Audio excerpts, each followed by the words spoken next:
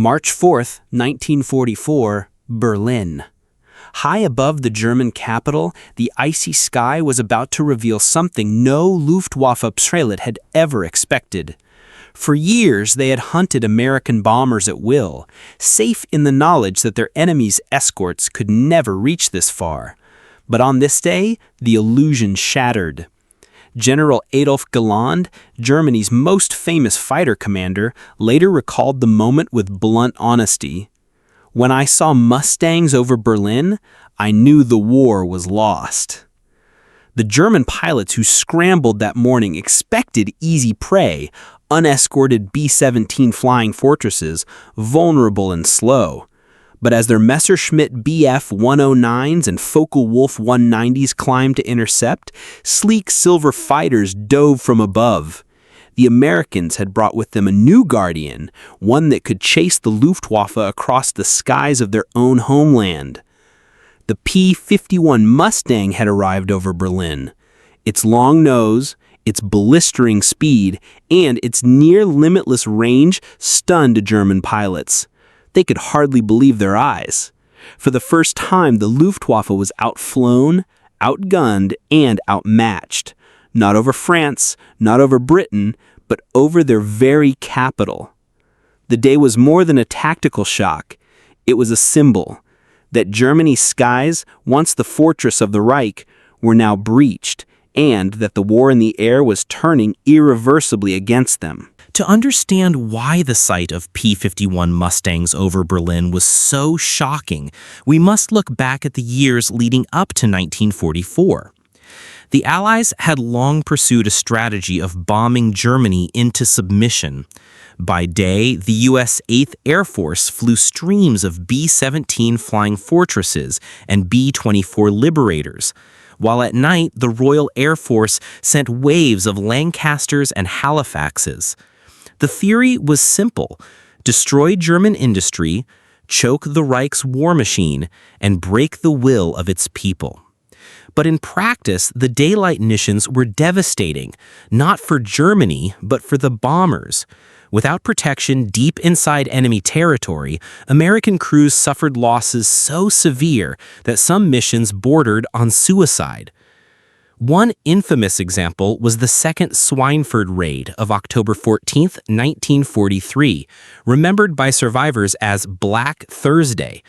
Of the 291 B-17s that set out to strike Germany's ball bearing factories, 60 were shot down, and more than 600 airmen never came home. Loss rates of 20 to 25% per mission became common.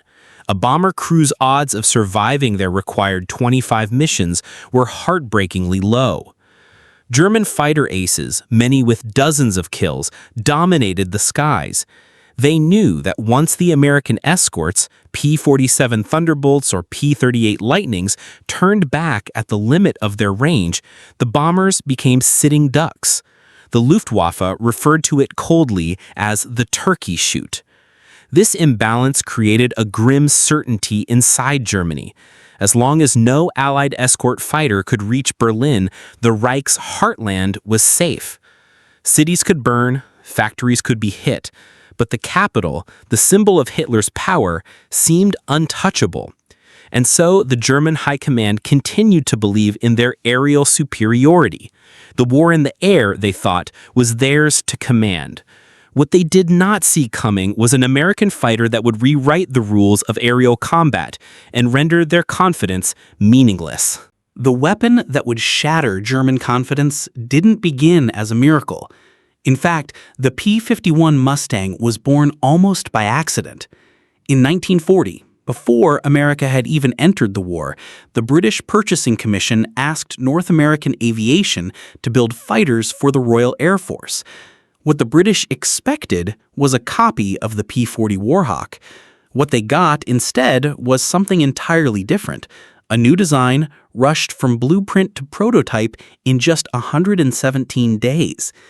The first Mustangs flew with Allison engines. They were fast at low altitude, but at higher levels, where bomber battles raged, they were mediocre. The Luftwaffe didn't fear them. German intelligence dismissed the Mustang as another American experiment, unworthy of serious attention.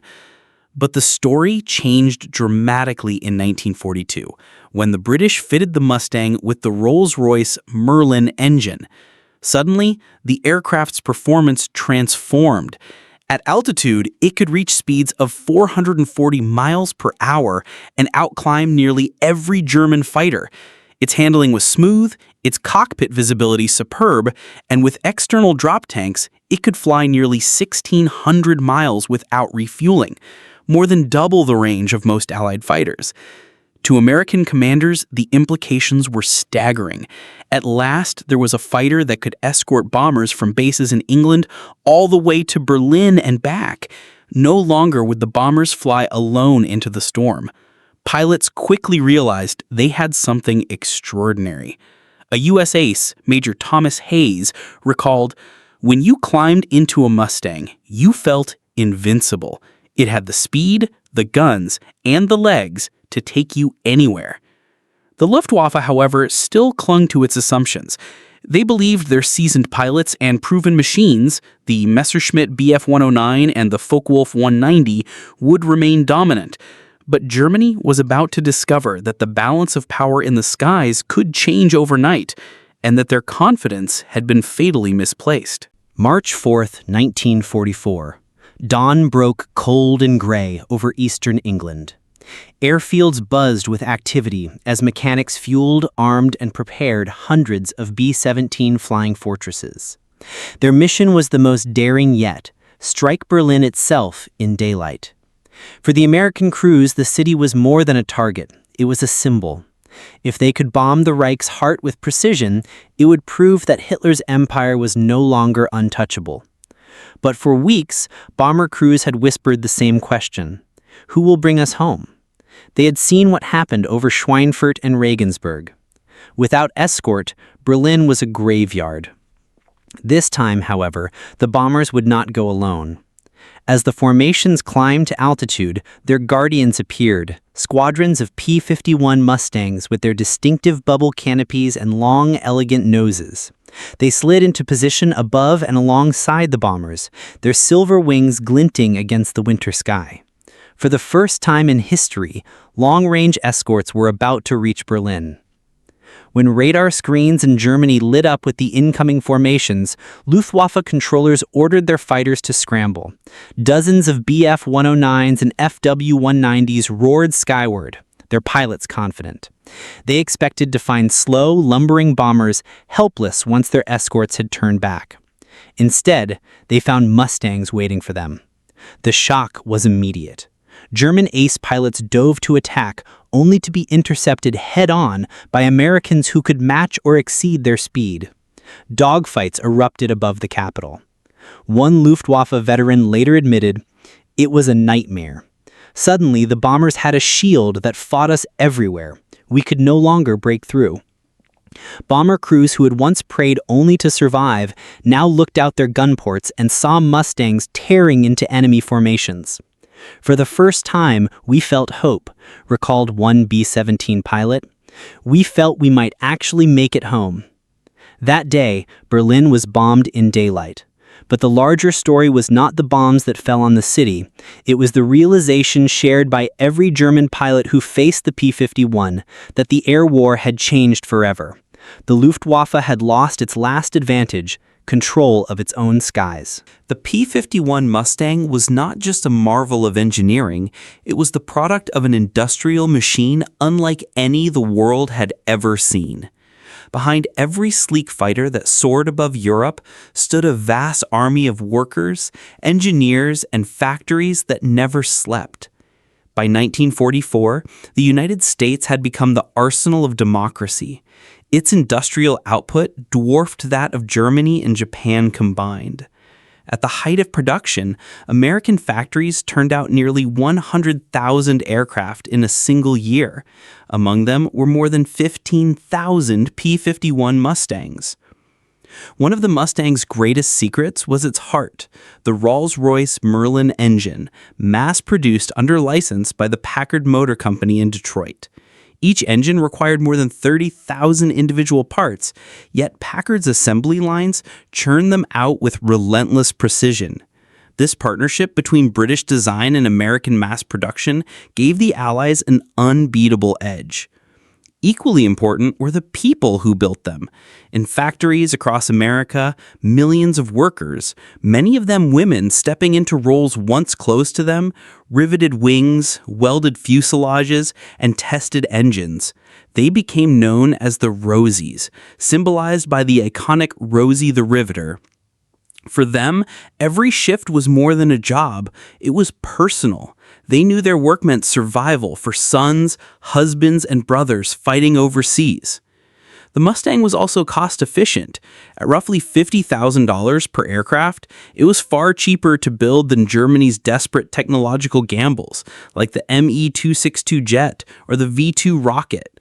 While the Reich produced weapons in the hundreds, America produced them in the thousands. Even logistics played a role. The Mustang's range was extended by drop tanks, auxiliary fuel tanks mass-produced by the thousands. Simple sheet metal built in dozens of plants gave the fighter the reach it needed to escort bombers deep into German territory. In contrast, Germany's war machine was collapsing under Allied bombing. Synthetic fuel plants were destroyed, factories were scattered, and resources were scarce. While American industry surged forward, German output shrank and faltered. The P-51 Mustang, therefore, was not just a fighter. It was the embodiment of industrial democracy at war, proof that a free nation, when mobilized, could outproduce and outfight even the most militarized dictatorship in history. By the summer of 1944, the Luftwaffe was no longer the fearsome force that had once terrorized Europe. The arrival of the P-51 Mustang had accelerated a decline already set in motion by relentless Allied bombing and dwindling German resources. What once felt like mastery in the skies had become a daily struggle for survival. The numbers told the story. In early 1943, the Luftwaffe could still deploy thousands of fighters across Europe. By mid-1944, that strength had withered. In just a few months of Mustang-escorted raids, German fighter losses doubled. More devastating than the aircraft themselves were the men who flew them. Germany had once fielded elite pilots with hundreds of kills. Now, one by one, they were shot down by younger, aggressive Mustang pilots who had the advantage of numbers and replacement crews. Adolf Galland, commander of Germany's fighter forces, later confessed, "We could cope with the bombers, but we could not cope with the Mustangs. They destroyed our fighters faster than we could replace them." The crisis was worsened by fuel shortages. Allied bombing of synthetic fuel plants left many German units grounded. Those who did fly were often forced into the air with only a few hours of training. Young pilots barely out of flight school faced seasoned American aces in Mustangs. The result was catastrophic. One German pilot's diary from 1944 captured the despair. "We are thrown into battle with 10 hours of experience. The Americans wait for us, and none of us return." On the ground, the consequences were equally clear. By the time of the D-Day landings in June 1944, the Luftwaffe could not mount a serious challenge. P-51 swept the skies over Normandy, strafing columns, cutting off reinforcements, and ensuring Allied troops would not face enemy aircraft overhead. German commanders complained bitterly that they were blind and paralyzed, their movements constantly harassed by the Mustangs. Adolf Galland, commander of Germany's fighter forces, later confessed, "We could cope with the bombers, but we could not cope with the Mustangs. They destroyed our fighters faster than we could replace them." For the German pilots who survived, the message was undeniable. As one recalled after the war, "When the Mustangs came, our war was finished." The arrival of the P-51 Mustang over Berlin was more than a technical triumph. It was a turning point that revealed a deeper truth about modern war. Victory belongs not only to courage in battle, but to the power of innovation, industry, and endurance. Germany had entered the war with some of the finest aircraft and the most experienced pilots in the world. For years, the Luftwaffe dictated the skies over Europe. But the Mustang shattered the myth of German superiority. It was faster, it could fly farther, and it fought with a relentlessness the Luftwaffe could no longer match. Yet the P-51 was not just a fighter, it was a symbol. Behind every plane stood the factories of Detroit, the riveters in California, the engineers in Ohio, the machinists in Kansas. It stood for the combined strength of democracy, where free nations mobilized their people and resources in a way dictatorships could not. The lesson was clear. Even the most confident aggressor can be undone by underestimating the creativity and resolve of their enemy. The Germans believed Berlin would never see Allied escort fighters. They believed their skies would remain safe. But history proved them wrong. As Allied bombers thundered over Germany under Mustang protection, the air war was decided. The Reich's defenses collapsed, and with it, the illusion of invincibility. Adolf Galland, reflecting after the war, gave the final verdict. The day I first saw Mustangs over Berlin, I knew the war was lost. The Mustang was not merely an aircraft. It was the wings of a new age of air power, proof that speed, range, and mass production could bend the course of history. And in the clear skies over Berlin, it carried with it a simple message. No fortress, no matter how proud, can stand against the relentless force of freedom armed with ingenuity.